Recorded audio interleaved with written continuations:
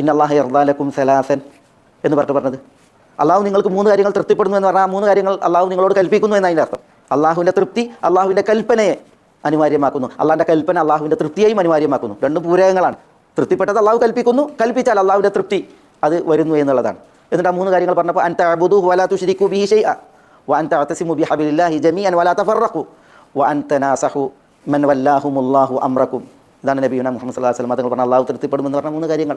അള്ളാഹ്ക്ക് മാത്രം നിങ്ങൾ ഇബാദത്ത് എടുക്കണം, അള്ളാഹുവിൽ നിങ്ങൾ ഒന്നിനെയും പങ്കു ചേർക്കരുത്. വലാ തുശ്രികൂ ബിഹി ഷൈഅൻ, ശിർക്ക് വലുതാകട്ടെ ചെറുതാകട്ടെ നിങ്ങൾ ഇന്ന് വരരുത്. നിങ്ങൾ അള്ളാഹ്ക്ക് മാത്രം ഇബാദത്ത് എടുത്ത് തൗഹീദിനെ സാക്ഷാത്കരിച്ച് ജീവിക്കുക. പിന്നെ വഅൻ തഅതസിമു ബിഹബ്ലില്ലാഹി ജമീഅൻ, അള്ളാഹുവിൻ്റെ പാശം മുറുകെ പിടിച്ച് ജീവിക്കുക. അള്ളാഹുവിൻ്റെ പാശം എന്ന് പറഞ്ഞാൽ അള്ളാഹിൻ്റെ കിതാബ്, റസൂലുള്ളാഹി സ്വല്ലല്ലാഹു അലൈഹി വസല്ലം തങ്ങളുടെ സുന്നത്ത്, കിതാബും സുന്നത്തും മുറുകെ പിടിച്ച് ജീവിക്കുക. വലാ തഫറഖു, നിങ്ങൾ ഭിന്നിച്ചു പോകരുത്. പിന്നെ 3ാമത്തെ കാര്യം വഅൻ തനാസഹു മൻ വല്ലാഹുമുല്ലാഹു അംറക്കും, ഭരണാധികാരികളോടുള്ള മുനാസഹ, ഗുണകാംക്ഷയിലുള്ള വർത്തനം. ഭരണാധികാരികളെ അനുസരിച്ചും അവർക്ക് വഴിപ്പെട്ടും നന്മയിൽ. പിന്നെ ഭരണാധികാരികൾക്ക് വേണ്ടിയിട്ട് ദുആ ചെയ്തും അവരുടെ നന്മകൾ പ്രചരിപ്പിച്ചും വിഘടിതരും വിഘടന പ്രവർത്തനങ്ങളും ഇല്ലാതിരിക്കാൻ വേണ്ടിയിട്ട് മനസ്സ് വെച്ചും അതിനുവേണ്ടി യത്നിച്ചും ഒക്കെയുള്ള വർത്തനം.